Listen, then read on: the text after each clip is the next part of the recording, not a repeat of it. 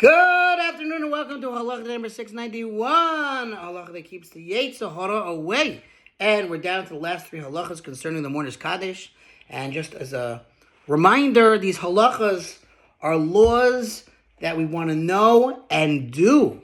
We are an action religion.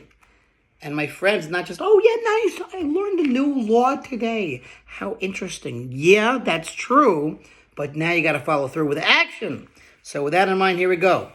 We talked about residents, visitors when it comes to mourning. So what exactly is a resident? A resident in this regard is considered anyone with a permanent residence in the community, even though he pays no taxes to the Kehillah, and we'll see what that means, or he pays taxes to the Kehillah, even though he does not reside there.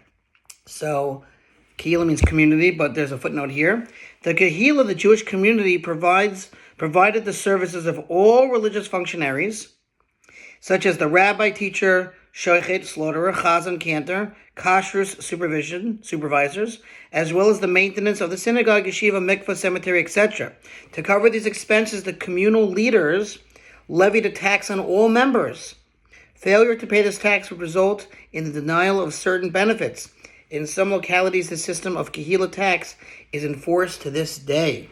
Okay? So again, someone who has a permanent residence in the community, even though he doesn't pay those taxes, or someone who doesn't live in the community, but he does pay those taxes. That's called a resident.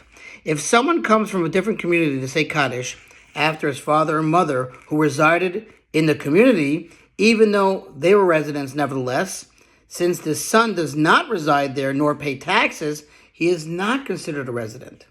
A resident who employs a teacher or a servant, if they're single, they're considered residents of the community. But if they have wives who live elsewhere, then they're considered visitors. A student in the yeshiva and a teacher who is employed to teach the children of many residents, even though their wives live elsewhere, have the status of community residents. If a resident raises an orphan in his house, even for compensation, if this orphan has neither father nor mother, he, the orphan, is considered a resident.